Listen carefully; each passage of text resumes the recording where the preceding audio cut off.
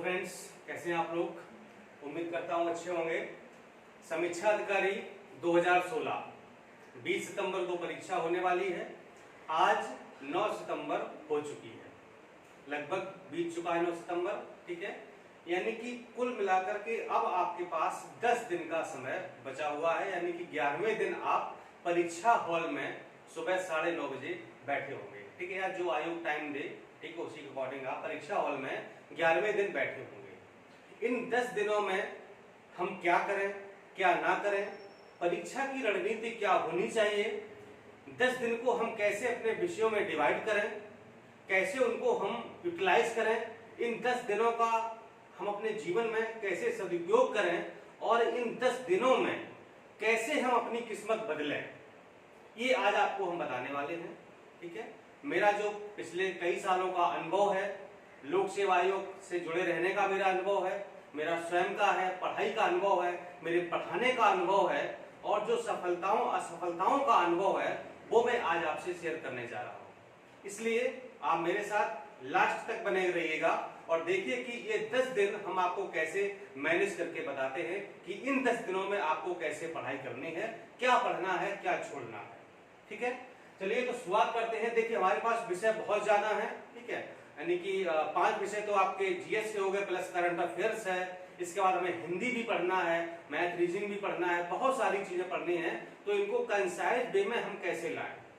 अभी तक आपने क्या पढ़ा क्या नहीं पढ़ा उसको छोड़िए, ठीक है। देखिए चूंकि ये नया पढ़ने का समय बिल्कुल नहीं कि इस समय अगर हम कुछ नया पढ़े तो ये हमारी सबसे बड़ी बेवकूफी होगी, इसलिए इस समय हम नया पढ़ने से बचें। जो अभी तक मैंने पढ़ा है उसको हम बार बार रिवाइज करने का प्रयास करें। जितनी बार रिवीजन हो जाए उतना ही अच्छा है। क्यों? क्योंकि कहते हैं ना कि अधूरा ज्ञान खतरनाक होता है। अगर ज्ञान लेना है तो फिर पूरा लो, वरना मत लो, ठीक है। अब चूंकि नया ज्ञान लेने का समय है नहीं, तो जो पुराना हमारा ज्ञान है उसका हम रिन्यूअल करें, बार बार उसकी रिवीजन करें, ताकि आते हुए प्रश्न गलत ना हो।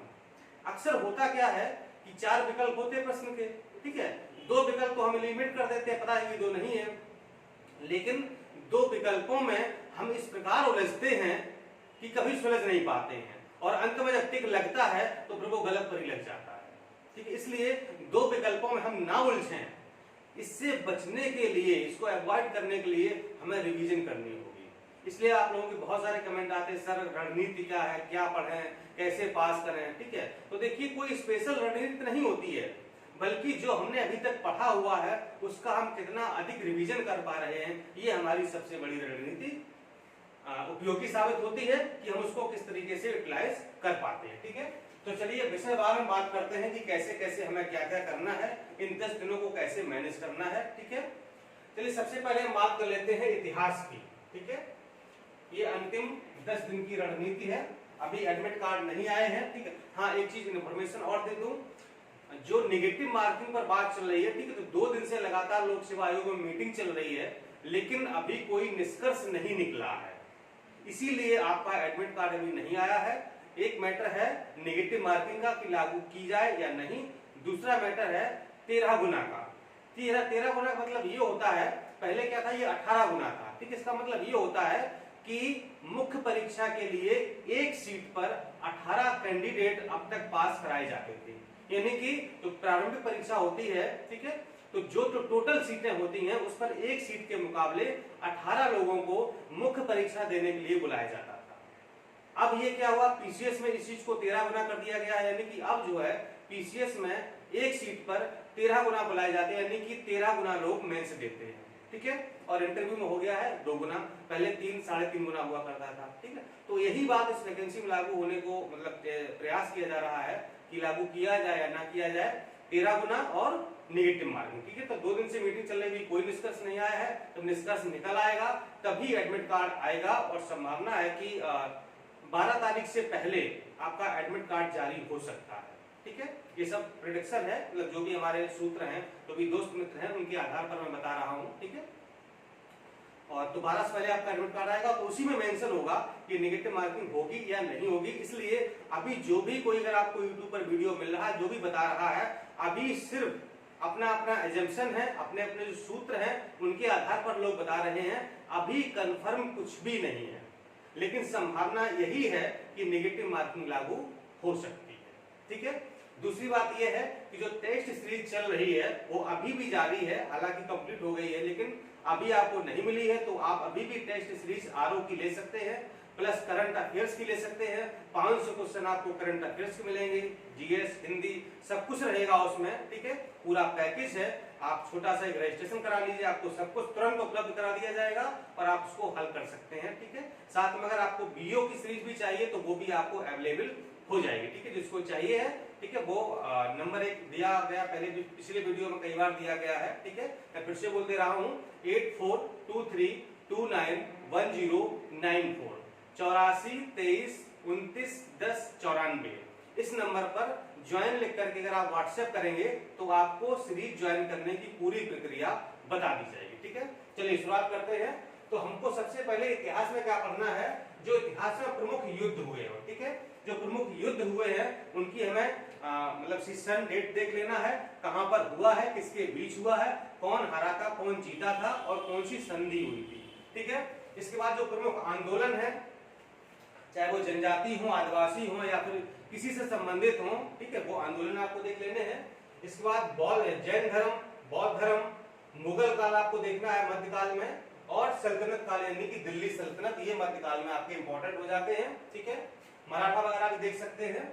1857 की क्रांति यानी युद्ध, प्लासी का युद्ध, बक्सर का युद्ध, बंगाल विभाजन, ठीक है, कांग्रेस की स्थापना और गांधी युग, ये बहुत जरूरी है। ठीक, गांधी के जितने भी आंदोलन है, ठीक, चाहे वो असहयोग हो, दांडी हो, भारत छोड़ो आंदोलन हो, गोलमेज सम्मेलन है, जितने भी इस प्रकार के पूना पैक्ट है, इरविन समझौता है, ये सारे मतलब आप बहुत ध्यान से देख लीजिएगा और यहीं से हमेशा प्रश्न बनता है। ठीक है, तो प्रमुख चीजों को आप जरूर हाईलाइट करिए, उनको देखिएगा, रिवाइज करिए, खाली आपको देखना है। ठीक है, कि कौन कब वहां पर, पढ़ने की जरूरत नहीं है, लेकिन पढ़ने और देखने में अंतर होता है। पढ़ा होगा आपने पहले, अब क्या करना, देखना है। ठीक है, कैप्चर करना, अपनी आंखों में तस्वीर को कैप्चर करना है कि जो ये चीज ऐसी है। ठीक है, इसके बाद हम लोग आते हैं पॉलिटी पर। पॉलिटी में आपको प्रस्तावना कार्य देख लेनी है, उसकी प्रस्तावना में कौन कौन से शब्द जोड़े गए थे, मूल प्रस्तावना क्या थी, कौन कौन सी उसमें जोड़े गए हैं 42वें या 44वें संशोधन द्वारा। ठीक है, मूल अधिकार, फंडामेंटल राइट्स, ठीक है, फंडामेंटल ड्यूटीज, मूल कर्तव्य देख लेने हैं, कितने हैं,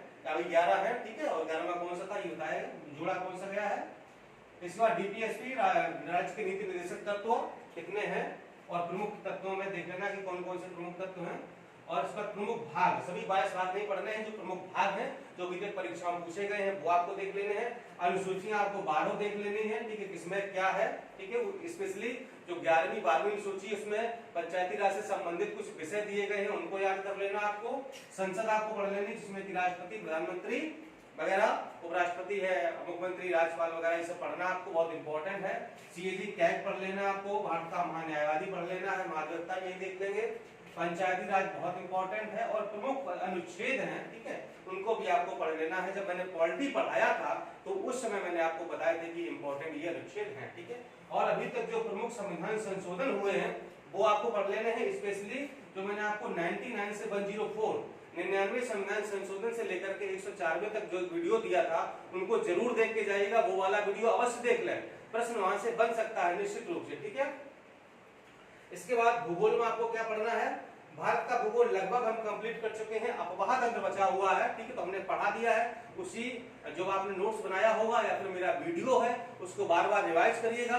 अभी हम भारत का अपवाह तंत्र यानी कि उत्तर भारत की नदियां, दक्षिण भारत की नदियां और पढ़ा देंगे। ठीक है, बहुउद्देशीय परियोजनाएं पढ़ा देंगे, तो भारत का भूगोल का हो जाएगा लगभग कंप्लीट। ठीक है, विश्व के भूगोल का वीडियो हम आपको दे चुके हैं कि विश्व के भूगोल में क्या पढ़ना है, तो वहां पर इसका जिक्र करने की आवश्यकता नहीं है। इसके बाद अर्थव्यवस्था में आपको क्या करना है, बजट देख लेना, जो मैंने आपको पढ़ा दिया है, भारत सरकार का बजट यानी कि केंद्रीय बजट और उत्तर प्रदेश सरकार का बजट, और जो बजट की टोटल अमाउंट होती है, कुल कितना बजट था, बजट का आकार, तो भारत का और यूपी का दोनों देख के जाइएगा, क्योंकि 2017 के आरओ में तो यूपी के बजट का कुल बजट का आकार था, कितने पैसे का बजट है, कितने रुपए का बजट है, वही पूछ दिया था। ठीक है, तो उसको देख के जाइएगा। इसके बाद आर्थिक सर्वे आपको देख लेना है। ठीक है, प्लस जो अर्थव्यवस्था का जो घटना चक्र आता है पूर्वालोकन करके, पिछले वर्षों का प्रश्न पत्र जो हल प्रश्न पत्र आता है उसको आप जरूर देखना। ठीक है, क्योंकि कुछ ट्रेडिशनल प्रश्न जो है बार बार वहां से रिपीट कर जाते हैं। ठीक है, तो वहां से अगर आप देख लेंगे तो जो पारंपरिक आपके प्रश्न है वो गलत नहीं होंगे, प्लस जो इकोनॉमी के करंट के क्वेश्चन है वो आपके यहाँ से कंप्लीट हो जाएगा, ठीक है, क्योंकि बजट वगैरह काफी पूछ लिया जाता है। इसके बाद साइंस विज्ञान में आपको क्या पढ़ना है, बायोलॉजी, फिजिक्स, केमिस्ट्री, बॉटनी, ये सब पढ़ना है, तो इसका वीडियो आपको हम अलग से देंगे, अभी कल या परसों आ जाएगा। और पर्यावरण और पारिस्थितिकी में आपको क्या क्या पढ़ना है इसका वीडियो भी आपको पूरा हम दे देंगे, ठीक है, कि किन किन टॉपिक को आपको टच करना है, कहां कहां से प्रश्न पूछे जाते हैं, ठीक है। बाकी पर्यावरण हम फिर बाद में जब समय मिलेगा तो उसको हम पूरा पढ़ाएंगे, विस्तार से पढ़ाएंगे। इसके बाद यूपी स्पेशल मैंने जो आपको पढ़ाया है उसको जरूर आप देख लें, ठीक है, वीडियो जरूर देखेगा, प्लस जो यूपी का करंट हमने बताया है वो भी आप देख करके जाएंगे। जनसंख्या और नगरीकरण आप देखेंगे, भारत की जनसंख्या, विश्व की जनसंख्या, उत्तर प्रदेश की जनसंख्या और नगरीकरण कहां पर कितना है ये भी देख के जाएंगे।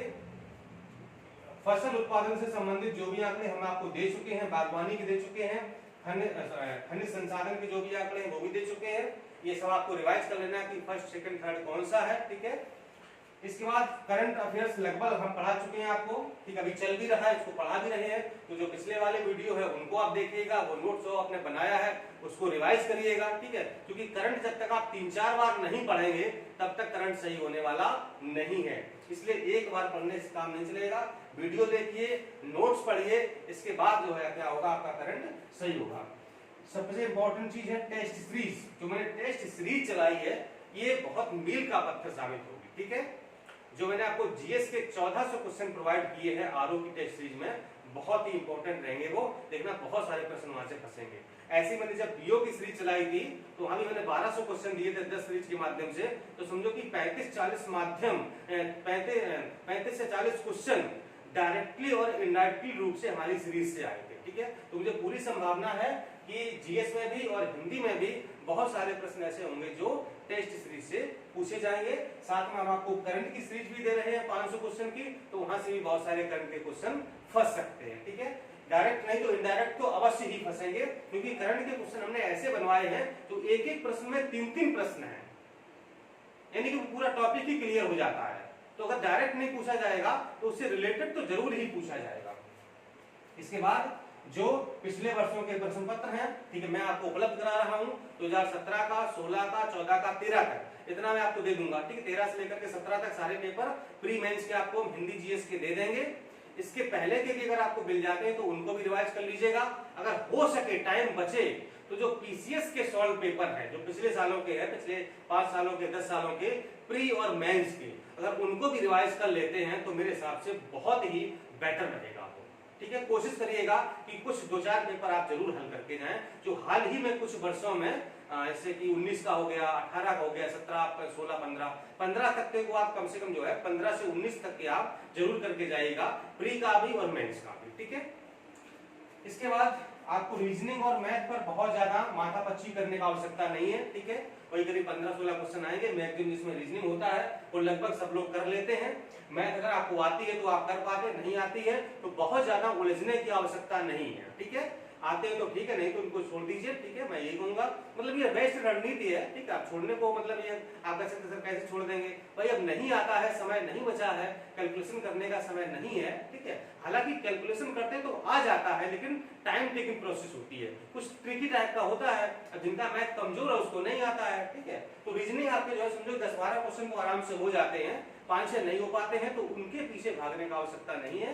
कोशिश करिए तो आप जो है करंट में अपना स्कोर बढ़ा लें और जीएस में अपना स्कोर आप बढ़ा लेते हैं, ठीक है। इसके बाद हिंदी, सामान्य हिंदी की बात आती है, 60 क्वेश्चन आएंगे।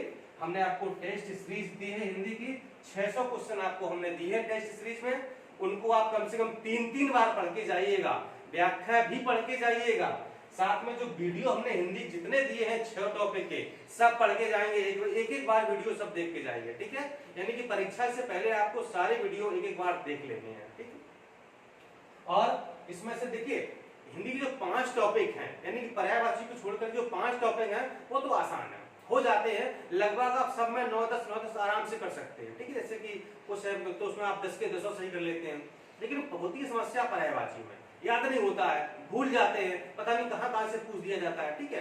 तो पर्यायवाची में हम क्या करें, हालांकि मैंने आपको पढ़ाया है, ट्रिक भी बताया है, पूरा फ्लो चार्ट बनाया था, लेकिन हम फिर से आपको पर्यायवाची पर एक वीडियो देंगे और उसमें यह बताएंगे कि इन पर्यायवाची को आप रट के जाइएगा, और देखेंगे कि आपको मैक्सिमम वहां से रखे हुए मिलेंगे। ठीक है, तो करीब 30-40 पर्यायवाची आपको हम बताएंगे कि ये आप जरूर पढ़ के जाइएगा, आपको वहां से मैक्सिमम फंस जाएगा। ठीक है, तो दोस्तों ये थी हमारी इस अंतिम 10 दिनों की रणनीति। अब आप इनको समय के हिसाब से डिवाइड कर लीजिए कि आपने किसकी रिवीजन कर ली है, किसकी नहीं की है।